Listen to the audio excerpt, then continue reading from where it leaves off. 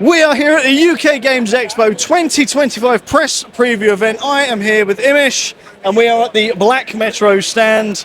How are you doing, sir? Hello, Jason. Thank you so much for having me. I am doing great. I am buzzing. Yeah. I'm a little tired, but I am buzzing on the whole. I'm guessing it's been a busy day Setting up has been busy. It's been pretty smooth on the whole, but there's been quite a few bits and pieces to sort out. Excellent so stuff. I'm happy it's all done, all ready to go tomorrow. And you got all that work done and then you had to come and talk to me. I know, right? It just never stops, does it? Just always something going on. It is. So, Black Metro, we've had a little bit of a chat before we went on camera, but tell me, what is Black Metro? Show me some stuff. Sure.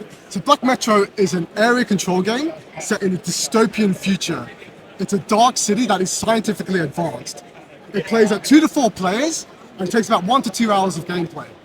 Each player assumes the role of a candidate, and that candidate is competing in a succession tournament to become the next ruler of the dark city. Nice. So a standard game plays at 6 game rounds, and the player with the most power or points at the end of those 6 game rounds is the winner. Each game round has the following 4 phases. Firstly, we have the assignment phase.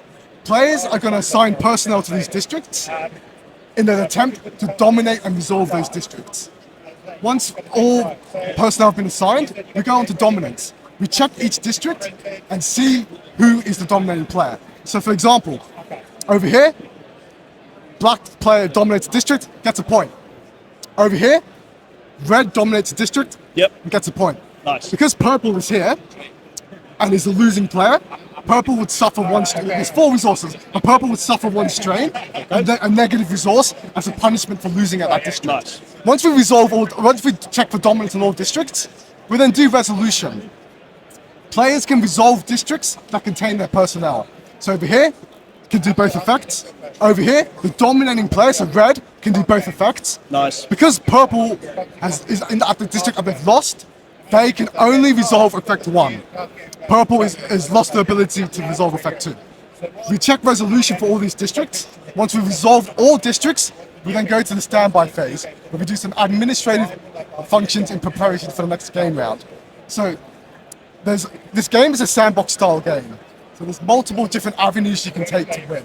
That's always good. Military, thank you. Military is the most common one. So you have these, which are your subordinates. They have 1 strength. Yeah. These are called paragons. They have 2 strength. Okay. 2 strength is better than 1 strength. Of Pretty course, simple. yeah. You can also build these fortifications on the game board. They have 1 strength. It's another option to increase your military strength at a specific location. We then have the technologies. So you can mix and match your playstyle depending on the technologies you wish to research. There's 4 types of technologies. We have logistic technologies, which allow you to help you position your units. We have battle technologies, which help you dominate districts. We have resource technologies, which help you get more resources. And then we have neuro technologies, which help reduce your strain. Remember, I said there are 4 resources in this game. 3 of them are good, strain is bad. All resources cap at 15.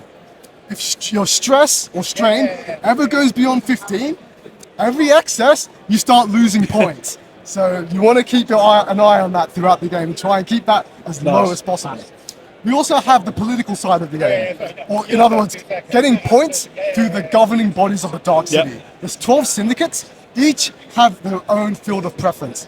And they're basically public objectives. Players are competing to score them. If a player can appeal to the syndicate's field of preference, they will get additional points for doing so.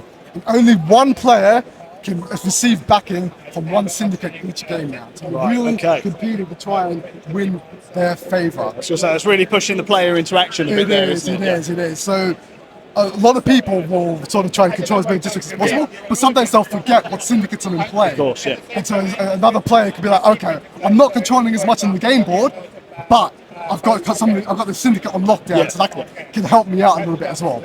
That's kind of the idea. There's 4 phases, 6 rounds.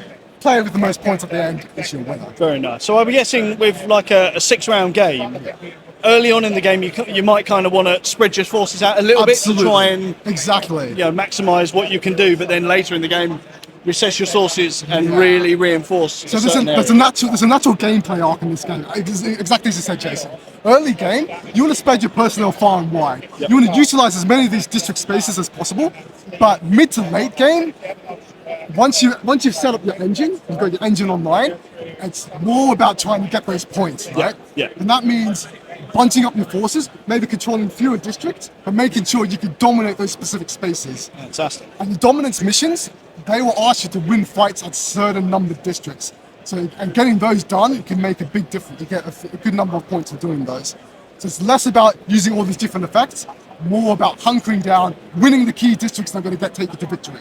Excellent. No, that sounds really, really good. Very, very interesting. I like the dystopian theme of it as well.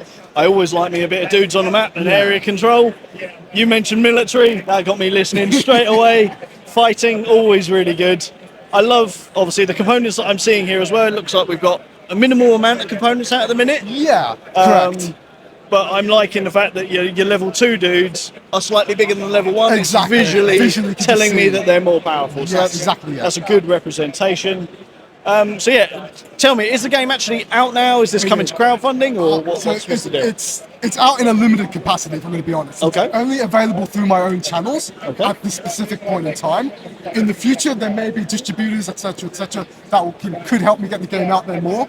But at this specific point in time, it's only available through my distribution. Okay, nice. And is it going to be available at the show this weekend? Available at the UK Games Expo. The base game's for £60. The deluxe edition, which will come with this neoprene mat, as well as the novella that I've written, that's for £80. I love me a neoprene mat.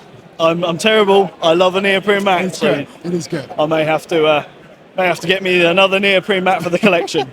But yeah, so if people are interested in this weekend, where are they going to find you roughly? Can you remember? I've got it all up here, mate. All up here. Right. You want Hall 4, stand 4T16. So just behind Pile of Games. As soon as you enter Hall 4, turn left, take an immediate right, and you will see me.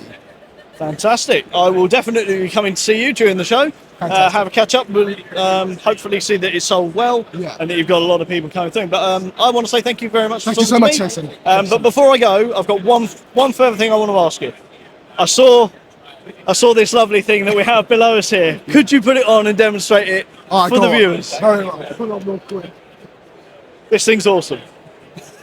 Fans of Power Rangers, you know what I'm talking about, right? Excellent.